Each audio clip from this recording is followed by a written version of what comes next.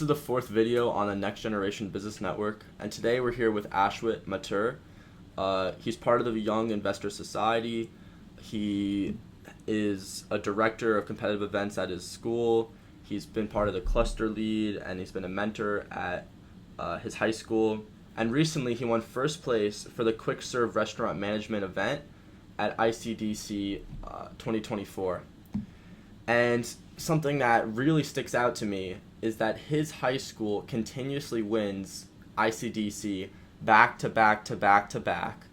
They've won 8 times in 2024, and I feel like this is something that we as students and DECA members should look into and try to replicate in our own competitive events and in the future. So this is the Quick Serve Restaurant Management event.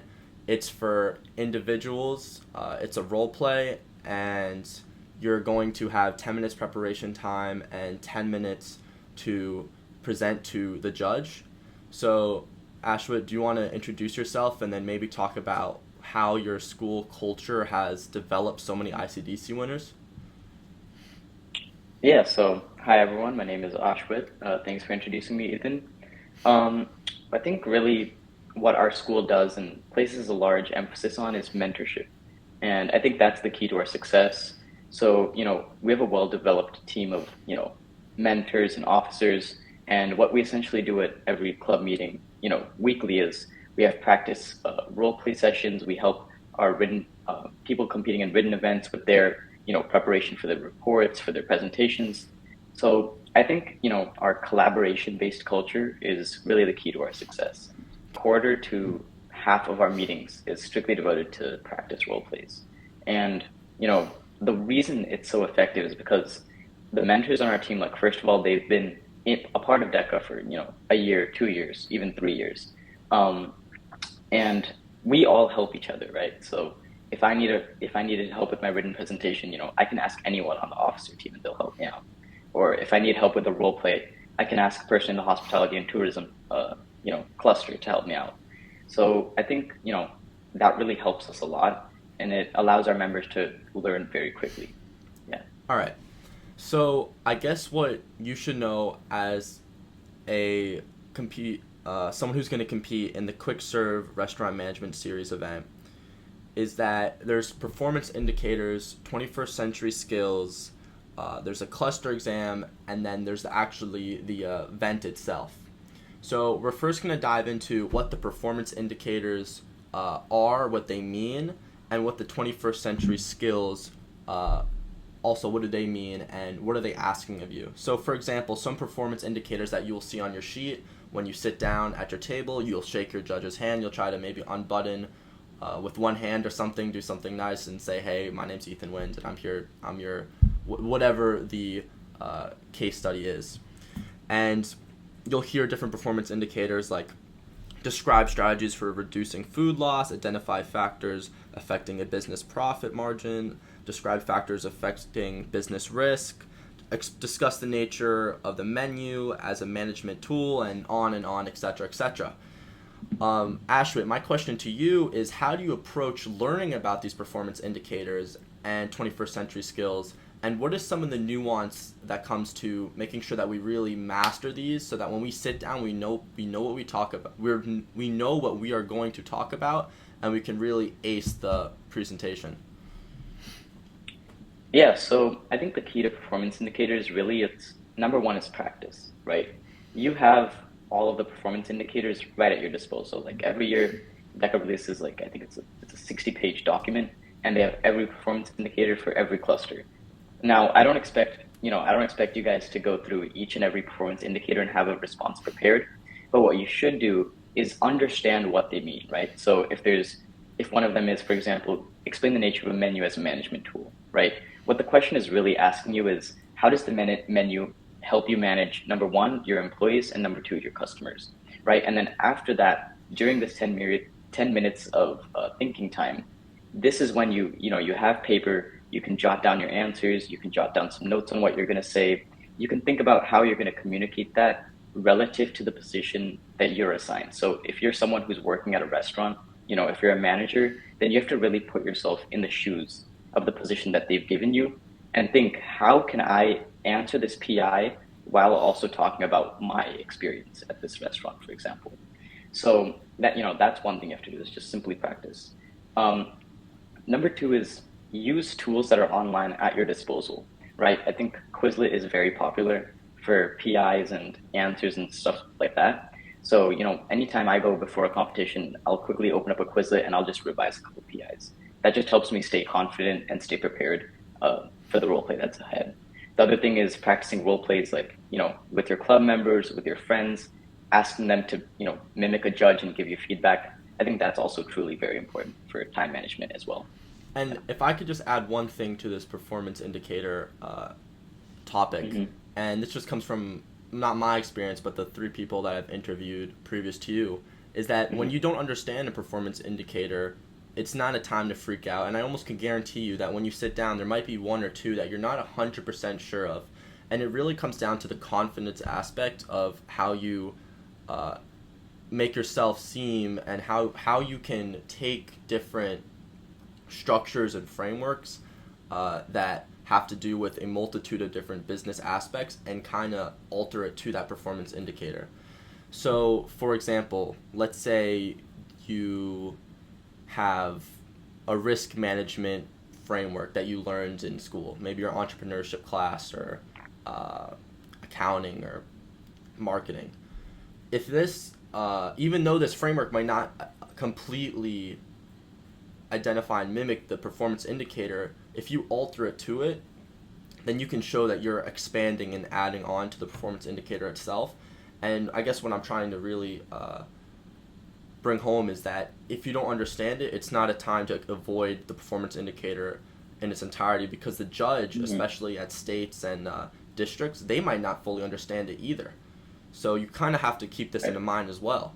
And if you come to the judge and you're not sure of what even to say, and you might even avoid it in its entirety, what they're going to know is that you just didn't mention it, and they're going to write down that you didn't mention it, and you're not going to go to ICDC. So something that is just as important as the performance indicator and the 21st century skills, though, is the cluster exam.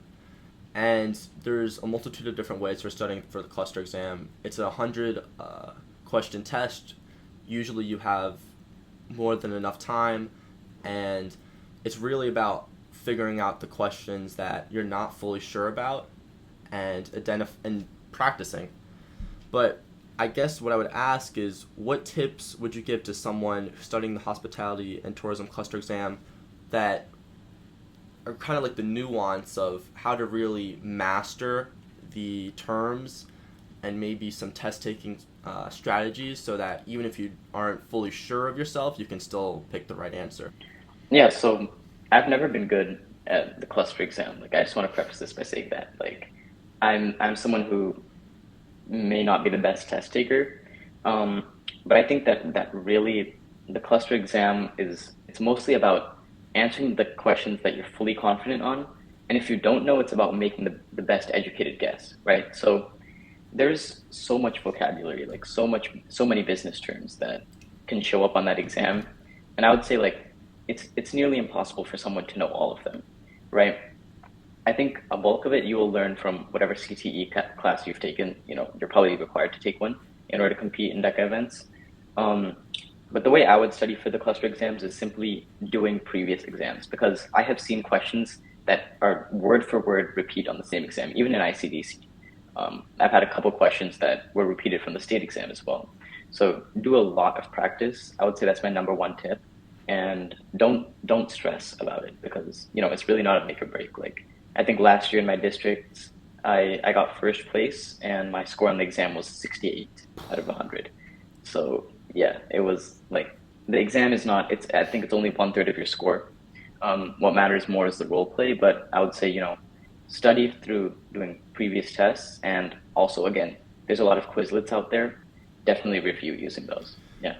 And now we're gonna move into the third question, and this is something that is completely separate from test taking and studying, because you can study the 21st century skills, you can study the performance indicators, you can study for the cluster exam, And after all the studying, when you go to sit down, if you can't conduct yourself in a sophisticated manner, it's going to be all irrelevant to essentially your score, as you just mentioned, because it's only 1/3 of your score, the cluster exam.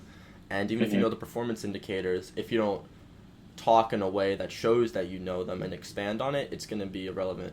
So what would you do, or what did you do to prepare? What did you do during the event itself, in the 10-minute prep time, and then the 10-minute presentation?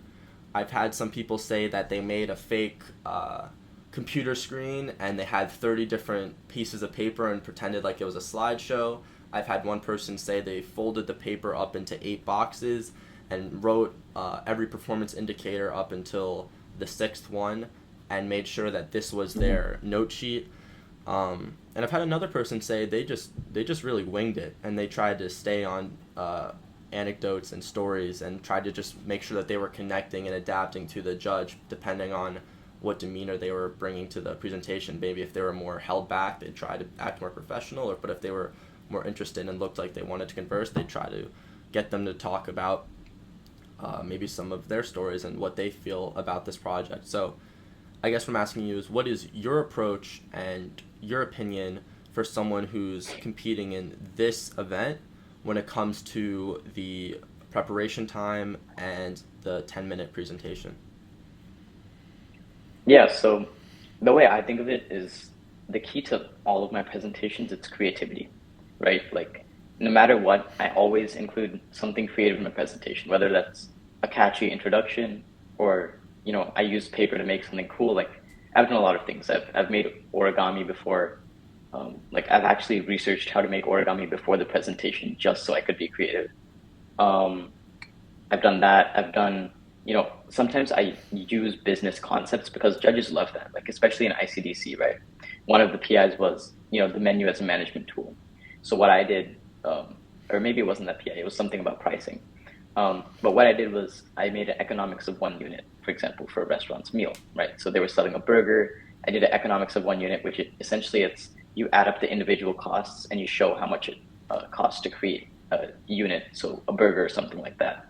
So, I took a piece of paper, I showed the judge like how I calculated that, how I did that. I walked them through my thought process and, really appealing to your judge that, hey, like, I've studied, I know my business knowledge.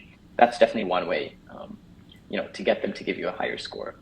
The other thing I do in my prep time is I like to, so if I have a paper like this, I'll segment it into 4 sections on the front side, and I'll flip it over and I'll do it in half on the back side.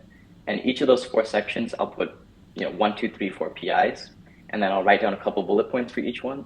And then, same thing for the 5th PI. And then on the back half, I'll just write down any other miscellaneous information I think of, right? So while I'm presenting, I'll keep that next to me. I don't necessarily have to reference it, but if I want to, take a quick glance, it's very easy for me to see what information I have written down for each PI. So that's the notes aspect of it. The other, and I'll devote 5-6 minutes to that, maybe tops. I'll devote 2 minutes to reading, and then the other 2 minutes to creating. I like to call it creating. So I create my props. I write down whatever I need. I'll fold whatever I need. I know I've gotten a lot of weird looks when I'm folding paper, but trust me, being creative works, right? And then when you sit down with your judge, obviously a firm handshake, and introduce yourself in a way that might distinguish you from competitors. So rather than, what I did like this last ICDC is rather than just saying, hi, my name is Ashwit, I'll start my presentation off with some extremely bold statement, or I'll start it off with a quote from someone famous. And what that does is, number one, it gets the judge's attention. Number two, it lets them know that you're serious and, you're really mimicking this presentation like it's an actual business role play. So yeah, I think that's another way to be successful and stand out in your role plays, especially in ICDC, because, you have 200 competitors, right? Your judges are going to see a lot of the same people say like, hi, this is my name. Hi, this is my name. But if you're creative, if you stand out, and if you have unique solutions to the problems given in the scenario, I think that's the number one way to be successful. So yeah, I would really say creativity.